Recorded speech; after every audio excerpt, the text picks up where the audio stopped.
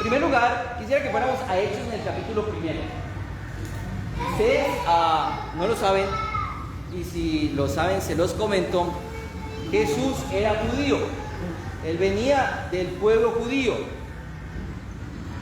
Así es que los judíos tenían unas tradiciones bastante sólidas durante muchos siglos, y ellas giraban bastante en torno al templo de los judíos, ¿sí?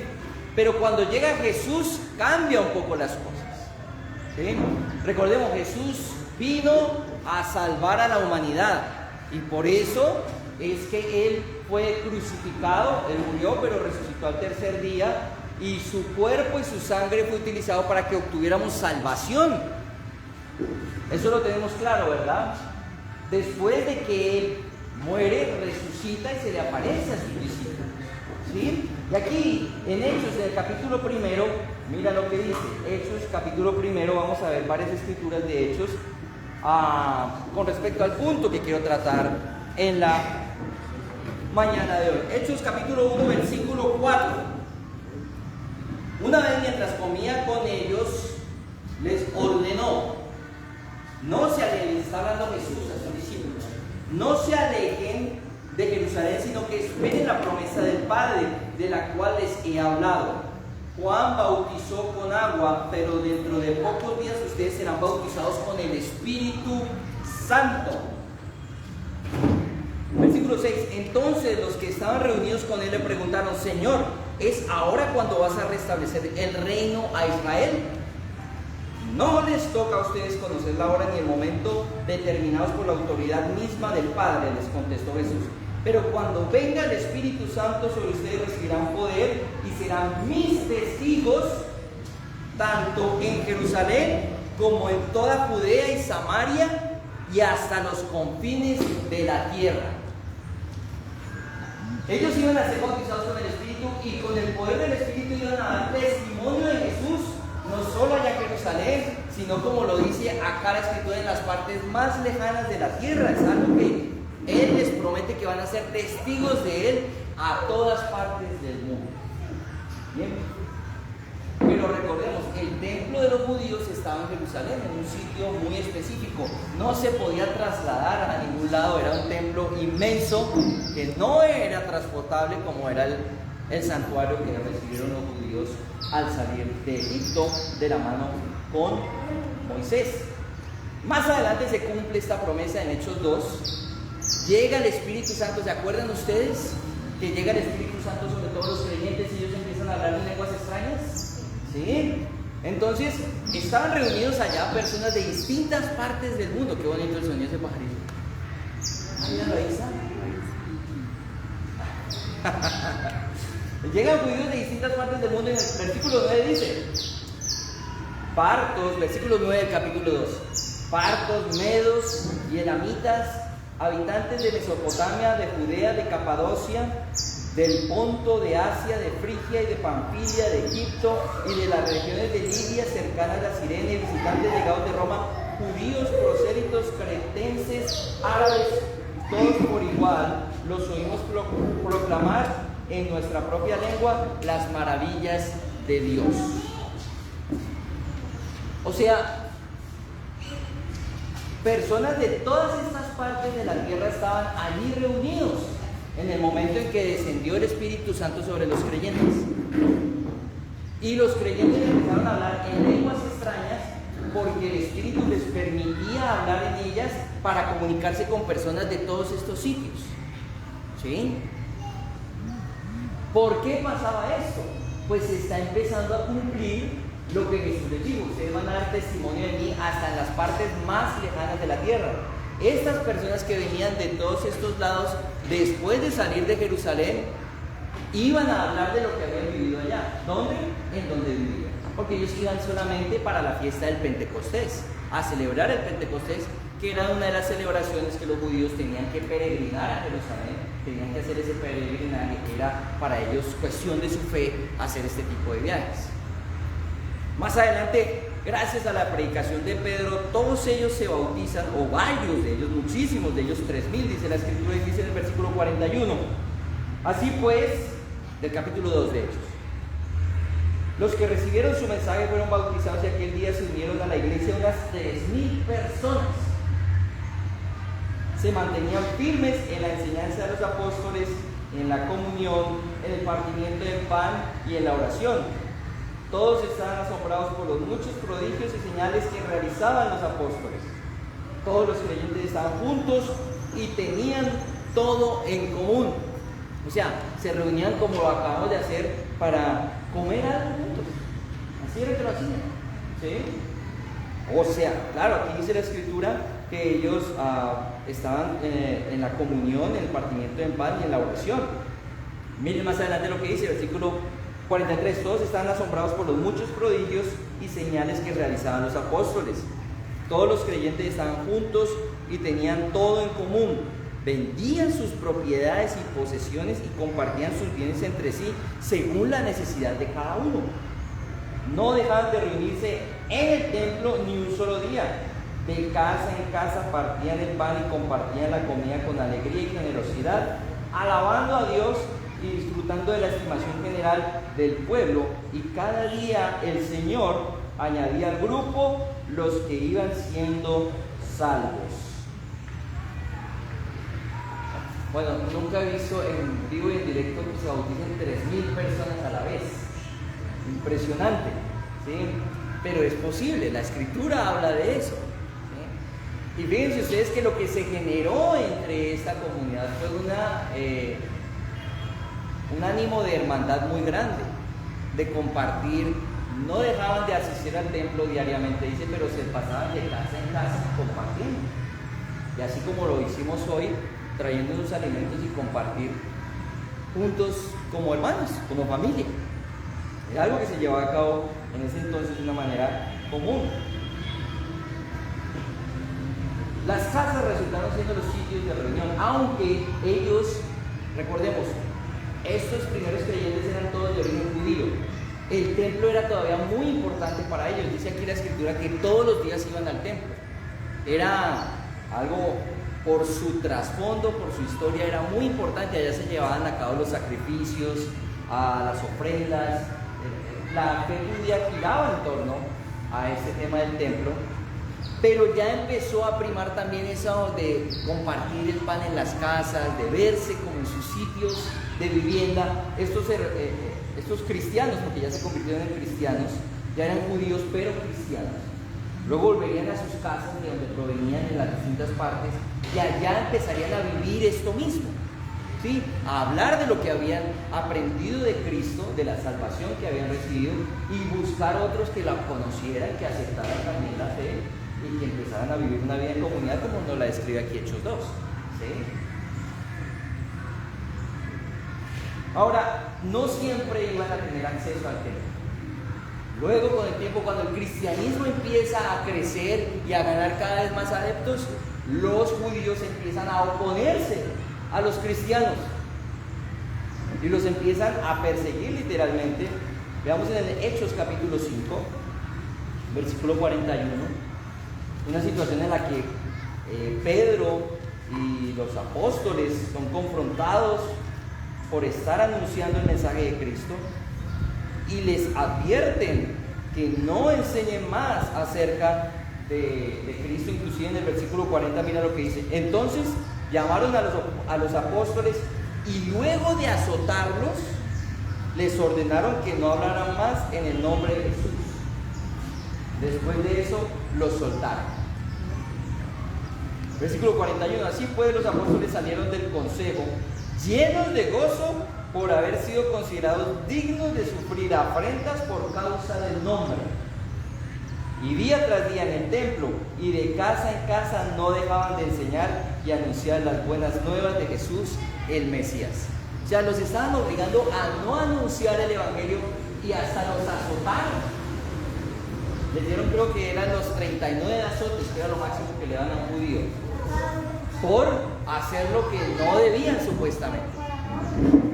Y ellos salieron llenos de gozo de haber sufrido afrentas por Cristo.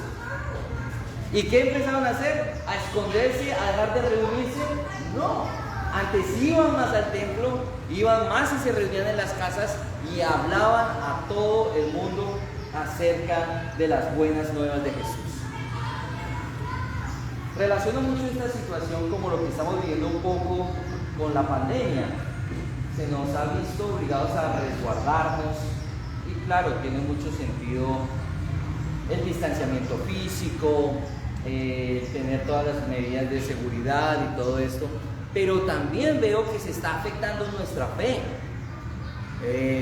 Si naturalmente antes de la pandemia éramos como cristianos un poco reservados, a veces no muy dados a compartir con otras personas y aún más a hablar del Evangelio, ahora sí que peor, porque es la perfecta excusa de que no te puedes acercar a nadie, el distanciamiento, mantén la distancia, no me toques, a 2 metros por favor. Y de alguna manera, pues, no es la intención de las autoridades, claro que sí, con respecto a esto. No es la intención, pero toda la normatividad contribuye a que se mantenga ese aislamiento, ¿sí? Ahora, nuevamente, estamos en una pandemia, es una situación apremiante, no se puede negar la realidad de lo que estamos viviendo. Pero, ¿qué de lo que se hablaba acá de ese compartir tan cercano, tan familiar entre los hermanos? ¿Qué de ese ánimo de ir y anunciar el Evangelio a cualquier parte? ¿Dónde está quedando eso? ¿Qué está pasando con eso que es fundamental, es vital para nosotros como cristianos? Pero en esa época teníamos algo que era una gran seguridad para los hermanos, que era el templo. Como la religiosidad giraba tanto en torno al templo, pues ellos el templo lo tenían, todavía tenían acceso y podían ir allá y de alguna manera tenían la excusa: yo soy judío, puedo ir al templo, es mi fe, ¿por qué no puedo ir? Ir al templo no me iban a impedir como cristiano judío. El problema era si yo empezaba a hablar de Cristo allá y a compartir acerca de Cristo con los que estaban allá en el templo. Pero dejar de ir al templo, pues no necesariamente tenía que pasar. Pero luego ya inclusive el acceso de los cristianos judíos se les negó a ir al templo. ¿Por qué? Porque ya pasaron no solo de unos azotes, sino de ya matar literalmente a los hermanos. Recordemos que en Hechos, en el capítulo 7, se habla de cuando matan a Esteban. Ese fue el primer mártir cristiano que haya registro en la Biblia después de Jesús. ¿Por qué lo mataron? Porque dio testimonio de Cristo. Lo apedrearon. Es más, allí, mientras asesinaban a Esteban, había alguien presente dando su aprobación a esto, que era Saulo, que luego se convirtió en el apóstol Pablo. Increíble. Un hombre que patrocinó de alguna forma el asesinato de cristianos se convirtió en un cristiano prominente, en un cristiano bastante comprometido con la causa de Cristo. Pero volviendo al tema, ya con el asesinato de Esteban, cuando lo matan y lo matan a pedradas, los cristianos tienen que huir. Ya no es que simplemente, me están haciendo mala cara por ser cristiano. No, es que si yo digo que soy cristiano, que creo en Cristo, me matan. Entonces hubo una gran persecución, una cruenta persecución, y los hermanos tuvieron que salir corriendo de Jerusalén. En el versículo 4 del capítulo 8, mira lo que dice.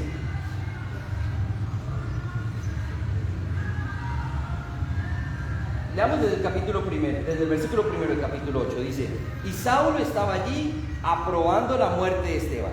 Aquel día se desató una gran persecución contra la iglesia de Jerusalén, y todos, excepto los apóstoles, se dispersaron por las regiones de Judea y Samaria. Unos hombres piadosos sepultaron a Esteban e hicieron gran duelo por él. Saulo, por su parte, causaba estragos en la iglesia, entrando de casa en casa, arrastraba a hombres y mujeres y los metía en la cárcel.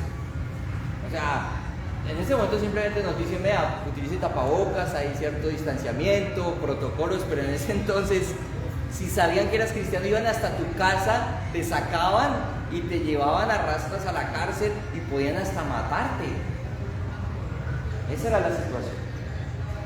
Versículo 4.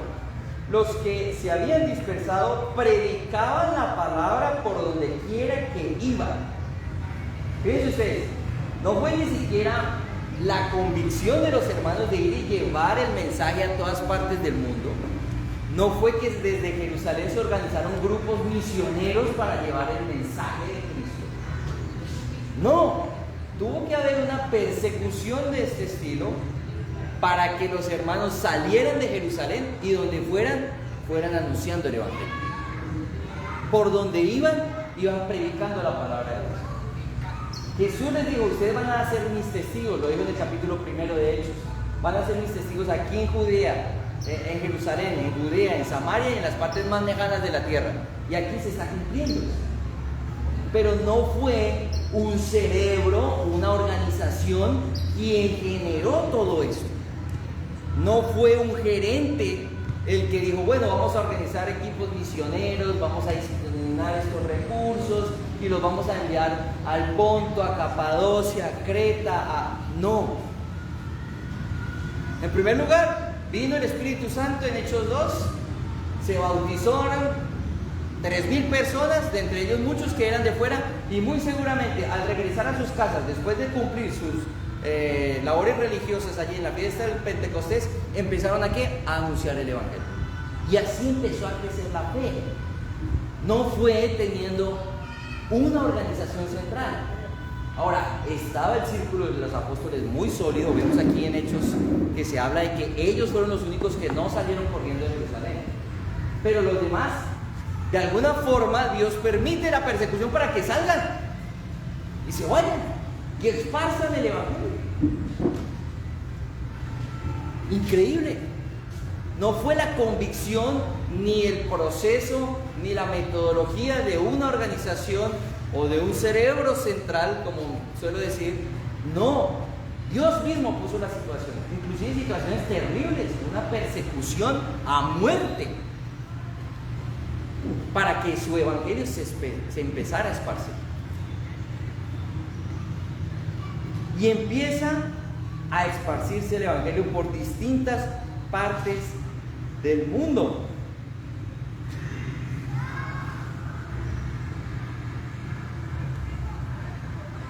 Luego vemos como Felipe, en el versículo 5, dice: Felipe bajó a una ciudad de Samaria y les anunciaba al Mesías. Al oír a Felipe y ver las señales milagrosas que realizaban, mucha gente se reunía y todos prestaban atención a su mensaje. Ya ahí está llegando a Samaria. Ya Jesús les había dicho: me van a predicar aquí en Jerusalén, Judea, Samaria. Se está esparciendo tal cual como Jesús lo dijo. Pero a Felipe no lo eligieron para hacer esto. Él salió corriendo de Jerusalén, puso pies en polvorosa porque lo iban a matar, y resultó en Samaria y dijo: pues bueno, aquí voy a anunciar el evangelio. Cuán diferente a nuestra forma de pensar actual. Yo lo compartí hace unos minutos antes de comenzar con esta charla. Yo fui formado en la iglesia, en esta iglesia, la iglesia a la que pertenezco, a esta porción de la iglesia de Dios, que es la Iglesia de Cristo Internacional. Yo fui formado en la época en que cuando a uno le salía un trabajo en una ciudad donde no había iglesia, le decían a uno: no puedes aceptar ese trabajo. Nos enseñaban eso. No te puedes ir a una población donde no haya iglesia. Pero ¿por qué? O sea, no tengo trabajo en esta ciudad, ya sí me tienen trabajo, ¿qué me quedo aquí haciendo? ¿Mirándole la cara a usted? ¿Sí? No, y bueno, y está bien, no es porque fuera esa la necesidad física, material, laboral de uno, un buen motivo era lo mejor, pero ¿cuál era el problema?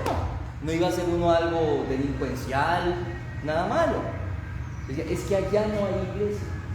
Espérate a que haya iglesia allá y allí sí, en ese momento sí podrías aceptar un trabajo en una ciudad. ¿Qué tal coger a los hermanos que se bautizaron en el Pentecostés de los 3,000? No, espérense que haya iglesia allá montada, organizada, con ancianos, y ahí sí pueden regresar. Es ridículo. ¿Sí?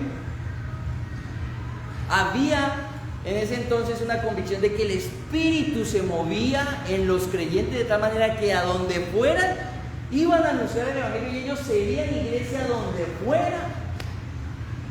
Pero ahora siento la mentalidad cristiana, y perdón si no aplica esto para algunos de ustedes, pero siento la mentalidad cristiana muy encerrada, muy enclaustrada, pensando en eso, en el gobierno central, en donde está la seguridad, en donde ya hay algo organizado, y no viendo lo que Dios nos muestra de que Él puede actuar de muchas maneras a través de cualquiera de nosotros.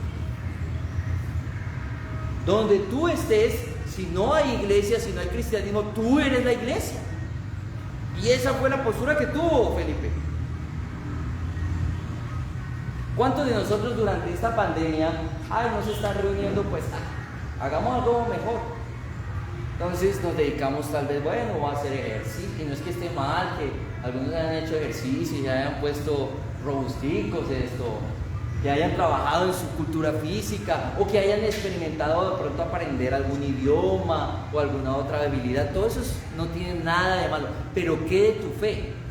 Cuando dejó de haber reuniones, cuando dejó de haber oportunidades para pasar tiempo juntos, ¿qué pasó con nuestra fe?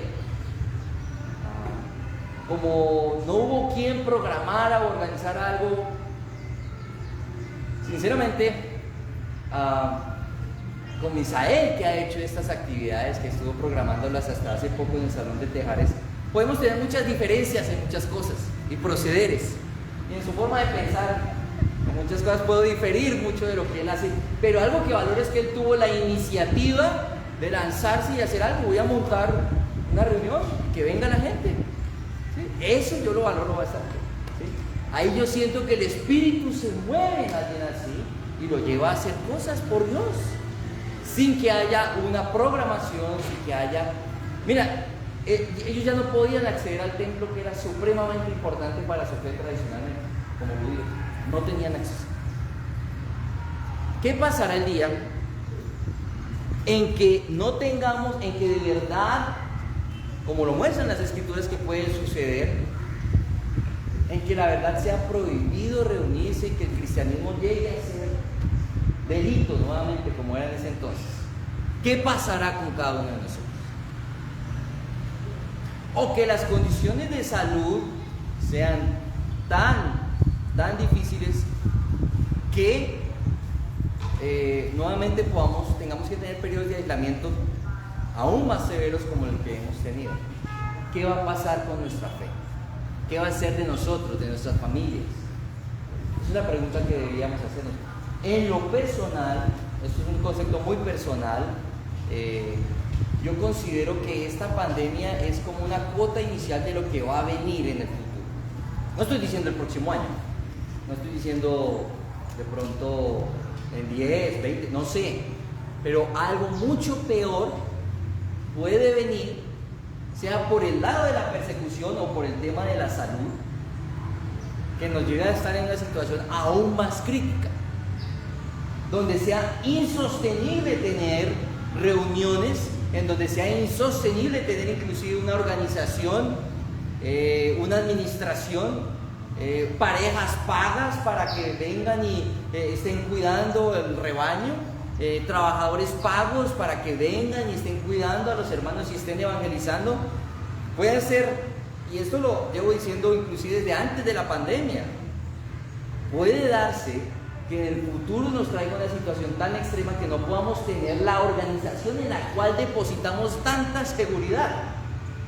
¿Y allí qué va a hacer? ¿Qué va a hacer de nosotros? Y entonces alguien se preguntará, pero bueno, y los equipos. Bueno, yo me animo a hacer una reunión en mi casa, pero y el parlante, la piaña, y alguien que tenga la voz como Julián, que nos deleita con su voz, y que venga y me toque. Pero por favor. No, pues en la casa que hay, pues sillas, ¿no? Y hay comida. Pues ofrecen eso, ¿sí?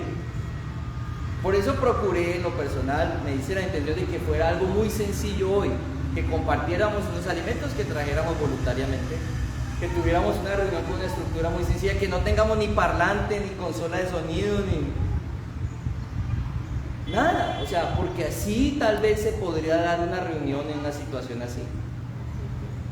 Es más, actualmente podemos hacer cosas así. Ay, no, pues que necesitamos a alguien que venga y nos predique. Bueno, ¿tú qué sabes de la Biblia? No, pues esto, pues predícales esto. Ya, lo que sabes. Comparte de lo que tienes. No, y es que hay que tener un bautisterio con agua calientica. Y Felipe aquí, ¿qué hizo para bautizar al etíope? Lo metió en un charco. Allí aparece. Dice en el versículo 35, entonces Felipe comenzando, ¿te acuerdan? Había un etíope, alto funcionario de la reina de Etiopía, que venía en un carruaje. Felipe se sube al carruaje, o se acerca al carruaje, escucha que el etíope está leyendo una escritura del libro de Isaías, en donde se habla del siervo sufriente de Jesús, y tomando como punto de partida la escritura, dice aquí en el versículo 35, entonces Felipe, comenzando con ese mismo pasaje de la escritura, le anunció las buenas nuevas acerca de Jesús. Mientras iban por el camino, llegaron a un lugar donde había agua, y dijo el eunuco. Eunuco se conocía así en general a los funcionarios del reino, pero podrían querer decir que era también una persona tal vez castrada, pero no necesariamente tenía que ser así. Bueno, pero eso es otro tema. Mire usted, dijo el eunuco, aquí hay agua, ¿qué impide que yo sea bautizado? ¿Qué tal el eunuco? Pero una piscina, pero en ese charco todo feo ahí. No, ¿cómo me va a meter usted ahí? ¿Y usted no tiene una sede?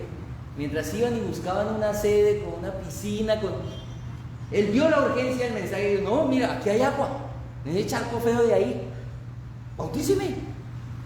Y en efecto así fue. Muchas situaciones así se pueden presentar si nos dejamos llevar por el Espíritu, en donde el Espíritu capta personas, donde el Espíritu hace cosas más allá de lo que podamos controlar, diseñar u organizar. ¿Sí me van a entender? Ahora, ¿quiere decir que yo estoy promocionando que no haya organización, que no haya liderazgo o algo de ese estilo? No. El Espíritu actuó espontáneamente en situaciones de ese estilo, pero también utilizó a los líderes y utilizó una organización. Es más, vamos a Hechos en el capítulo 15. Hubo una gran controversia en esa época con respecto a ciertas personas que querían obligar a los cristianos que no eran judíos a seguir las tradiciones de los judíos. Entonces hubo un fuerte altercado en cuanto a esto entre unos hombres, entre ellos ya era Pablo, después de que se volvió a Cristo. Dice en el capítulo 15, versículo 1, algunos que habían llegado de Judea a Antioquía se pusieron a enseñar a los hermanos, a menos de que ustedes se circunciden conforme a la tradición de Moisés, no pueden ser salvos. O sea, llegaron gente que quería volver judíos a los cristianos que no eran de origen judío. Espero que me estén entendiendo bien esto. Querían hacerlos esclavos de las tradiciones que ellos no tenían que seguir. Versículo 2. Esto provocó un altercado y un serio debate de Pablo y Bernabé con ellos. Recordemos, Saulo, que estaba aprobando el asesinato de Esteban, se convirtió en cristiano, luego se hacía llamar Pablo, y en este caso estaba defendiendo la fe cristiana de personas que eran tan fanáticas como él lo fue antes de hacerse cristiano. Entonces se decidió que Pablo y Bernabé y algunos otros creyentes subieran a Jerusalén para tratar este asunto con los apóstoles y los ancianos. Pablo se encontró con Cristo en el camino a Damasco. Luego él se convirtió en cristiano y a él no le pidió permiso a nadie para evangelizar. Él empezó a evangelizar y llevó a cabo una obra de evangelización, por lo menos que en la Biblia no tiene comparación a ningún otro. Ningún otro de los apóstoles hizo una labor de evangelización como la que hizo Pablo.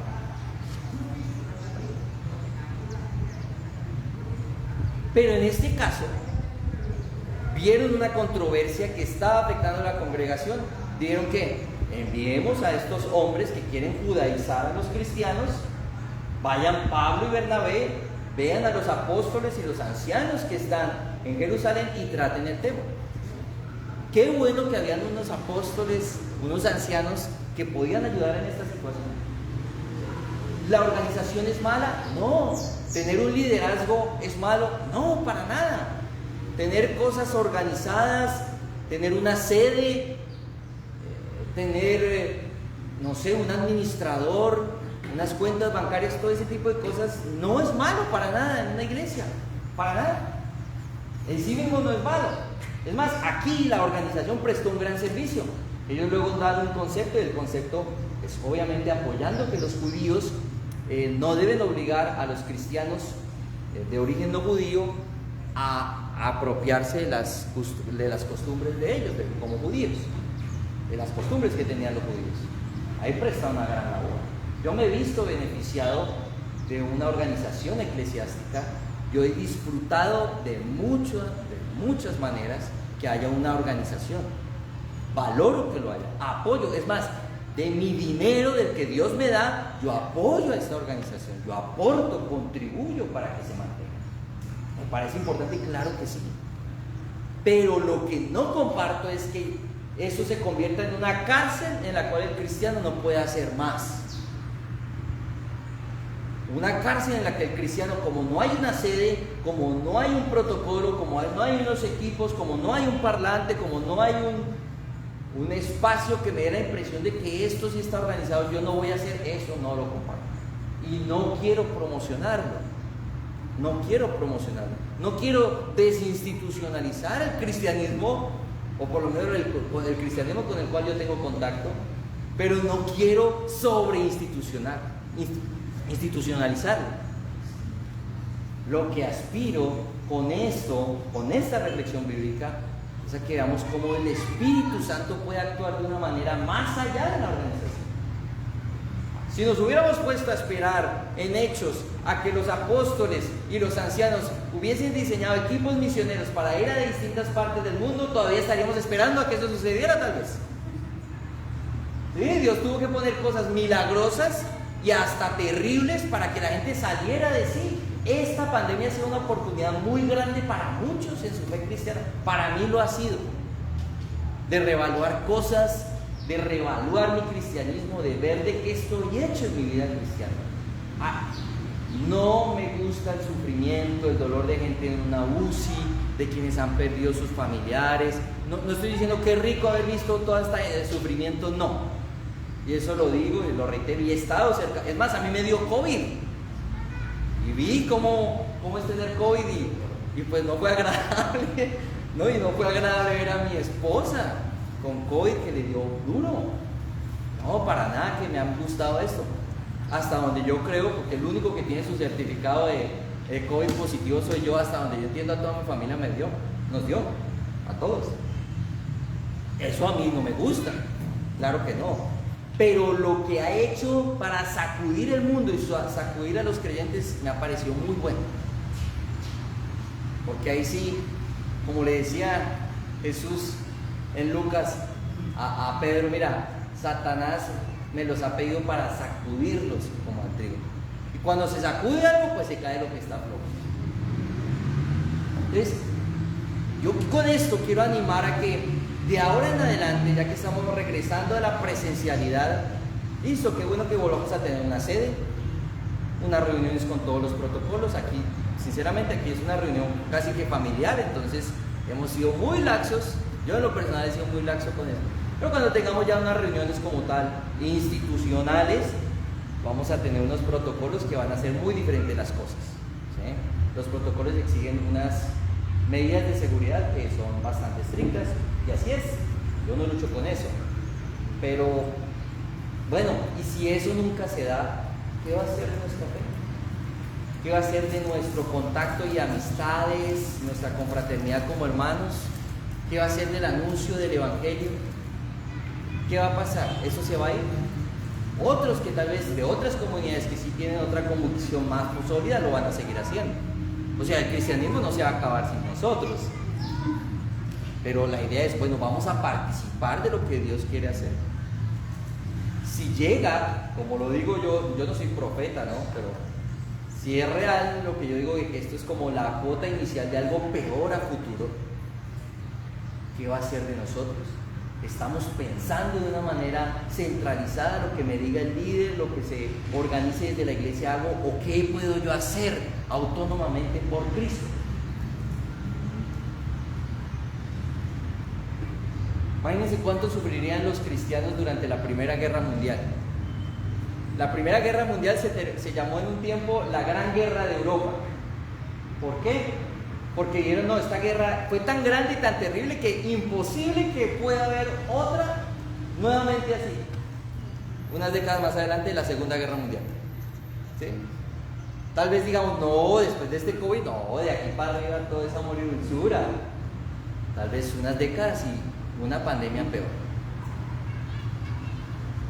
Entonces, qué rico que Dios nos preparó y salimos con vida de esta, por el momento, para que cuando esa venga, yo ya estoy preparado, yo sabía que esto iba a suceder y sé qué hacer.